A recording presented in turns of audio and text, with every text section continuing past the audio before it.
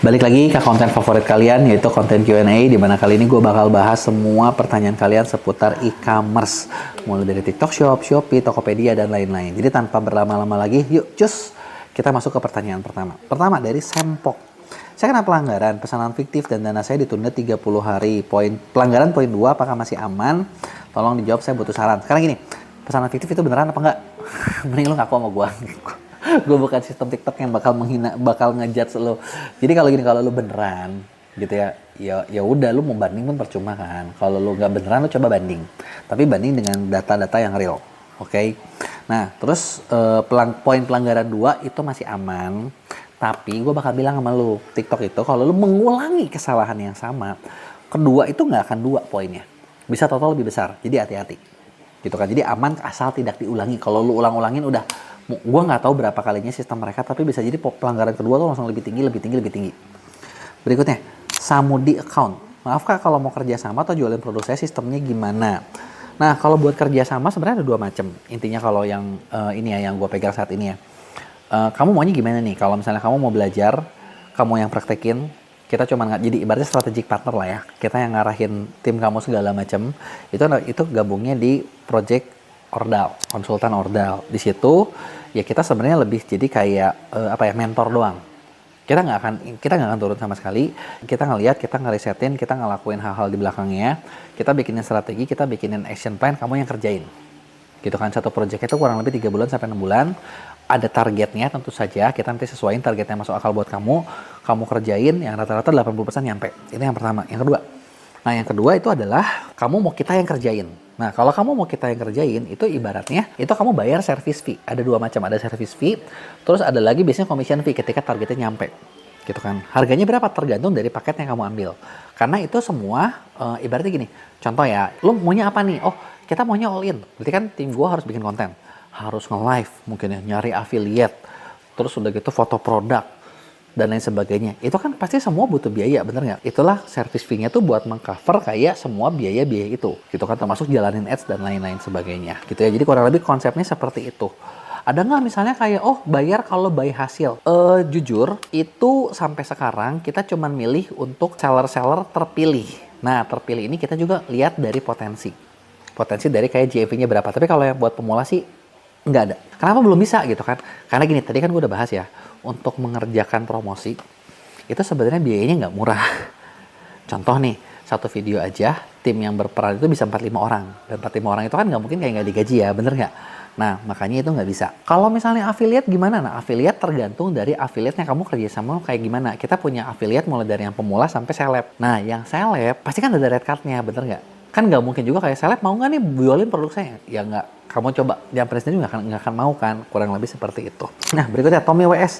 Kok semenjak Agustus tahun ini penjualan turun ya, sedangkan di Februari Juli naik terus penjualannya. Apakah itu normal karena market lagi lesu atau ada yang kurang ya? Sedangkan ads konten produk affiliate udah improve dari bulan ke bulan, tapi belum ada kenaikan sales dari bulan Agustus. Oke, pertama pertanyaan bagus, cuman kurang lengkap sedikit. Kurang lengkap dari artian apa? Kamu nggak bilang industrinya apa? Bener nggak? Kalau ditanya, dari semenjak Agustus penjualan turun, enggak juga. Gue megang kreator, ada yang dari Agustus terus naik terus. Desember kemarin tuh puncak, all time. Januari gue belum tahu, karena kita belum beres. Ya kan, baru mulai banget. Gitu kan. Nah, Februari, Juli naik terus bulannya. Nah, ini kan gue juga balik lah ya. Lu nggak ngomong industri, jadi gue nggak tahu nih. Ya kan, beda-beda. Karena setiap produk itu ada yang ramainya, maksudnya ada yang ramainya dari tengah tahun ke belakang, ada yang dari awal ke tengah gitu kan. Itu tergantung dari industri yang kamu masukin. Jadi kalau ditanya market lagi lesu atau enggak, gue nggak bisa ngomong karena ya tadi gue nggak tahu datanya apa. Nah, kalau ads, konten, produk affiliate udah improve, belum ada kenaikan sales, sebenarnya gini, yang lo ngomong improve apanya nih? Karena contoh gini, kalau menurut gue ya, ads itu diukur dari efektivitas ROAS, indikatornya. Konten diukur dari yang namanya GPM.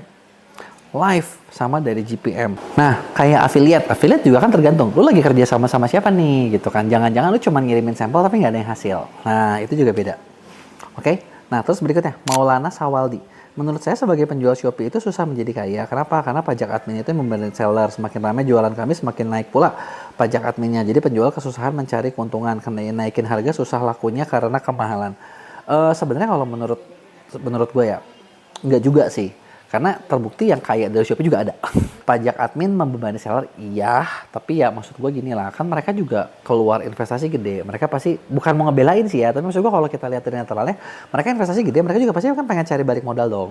Bener nggak? Semakin ramai, semakin naik. Sebenarnya kalau yang namanya Pak admin, itu biayanya flat. Jadi sama aja, karena dia kan ngomongin persentase gitu kan. Kalau dinaikin harga, kamu bilang susah lakunya karena kemahalan. Sebenarnya tergantung juga, belum tentu. Tergantung dari gini, barangnya apa, kompetisinya seperti apa gitu kan. Kayak gitu sih. Ya, terus berikutnya, Surya Jahit. Kalau untuk ngafiliat, ngiklan bagus nggak? Bagus-bagus aja. Selama bisa ngiklannya, selama ngerti cara ngiklannya. Kalau misalnya nggak ngerti ya susah gitu kan, bener nggak? Terus Mujib Jaya Abadi. Menurut Koko kalau kebijakan marketplace selalu berubah gimana ya? Kebijakan marketplace selalu berubah, memang itu harus dimakan, nggak bisa diapa-apain. Jadi memang kita harus selalu selalu adaptasi gitu dengan sesuatu yang baru. Karena memang kecepatan berubahnya cepat banget gitu kan. Nah terus potongan naik terus. Sebenarnya gini ya, kalau menurut gue ya potongan naik terus mah memang dimanapun pasti naik terus. Justru lo bisa adaptasi atau enggak, atau gini, gue punya solusinya sebenarnya. Kalau lo pusing banget, ya udah jangan jual di e-commerce gitu loh. Bikinlah website sendiri. Bikinlah website bisa jualan sendiri gitu kan. Sebenarnya kalau buat kayak gitu, lo bisa cobain link kreator. Itu bisa bantu lo buat bikin website sendiri. Bisa buat jualan langsung sendiri. Tapi, nah kalau lu tanya, ada nggak trafficnya? Bisa nggak gua ngupload doang laku? Kagak bisa, ya kan? Nah e-commerce itu untungnya di situ. Tapi kalau lu bisa nyari traffic kayak misalnya lu iklan lewat Facebook Ads dan lain sebagainya, tetap bisa laku. Jadi kan ya plus minus ya maksud gua ya. Terus apakah mungkin kedepannya sama kayak offline? Sama kayak offline tuh kayak gimana nih? Kalau yang gua lihat sama kayak offline mungkin kayak gini. Kalau di offline, lo tau gak sih semua seller besarnya mungkin ngumpul di pasar induk, ya kan? Tiap kota atau mungkin tiap negara ada pasar induknya kan? Yang gede-gede saingan di situ. Udah gede-gede doang deh. Best of the best gitu loh.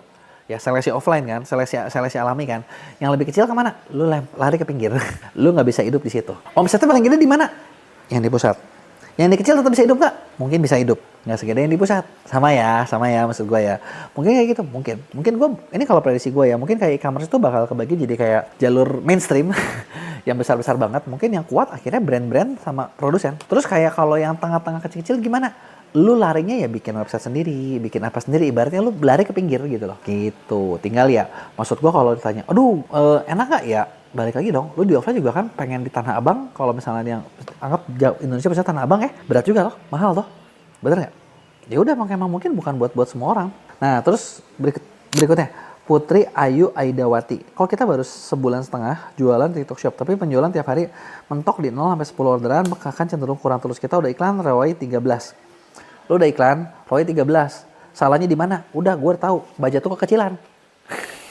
ROI lu 13. ROI lu gede itu. Nah, kalau ROI lu gede, lu udah lumayan gede, cuma 10 orderan, budget tuh kaliin 100. Kan order lu langsung kali 100. Bener ya? Nah, tapi gua tahu yang jadi masalah, lu pengen naikin tapi kagak kemakan iklannya. Kalau di situ yang ada Pak, lu kurang konten. Kalau mau rame gimana, lu dalam waktu dekat punya, ibaratnya ya, yang gua dapat bocoran dari TikTok adalah satu SKU, bukan satu toko ya. Satu SKU, satu barang. Lu butuh 10.000 video. Nah, sanggup nggak? Gitu. Kalau sanggup, bikin secepatnya. Kalau misalnya nggak sanggup, kita bisa bantuin lu bikin banjirin video. Tapi nggak mungkin di akun seller semua ya. Di akun seller dan akun kreator, itu lu bisa ngebanjirin. Kalau ROI-nya bagus, tinggal lu gas terus pasti untung dah. Kurang lebih kayak gitu. Lu bisa klik link di deskripsi, ngobrol sama tim gua. Ya, dan terakhir, FAP Club. Kalau Kak Yohan, kalau saya mau daftar jadi Shopee Mall, bisa dibantu? Bisa. Yang penting Shopee Mall itu syaratnya, kan dia punya brand ya. Brand itu ngomongin sama dokumentasi, legalitas, dan lain sebagainya. Selama legalitas lo udah aman, lengkap, itu kita bisa bantuin cepat. Nah, biasanya yang paling rese cuma satu, Haki. Kenapa? Haki itu paling lama. Karena daftarnya sekarang baru keluar tahun depan. Dan itu nggak bisa di-skip. Selama itu udah punya, bisa cepet. Ya. Nah, jadi itu dia beberapa jawaban dari pertanyaan kalian. Kalau ada yang masih pertanyaan lain, tulis di komen, nanti bakal gue jawab di Q&A selanjutnya.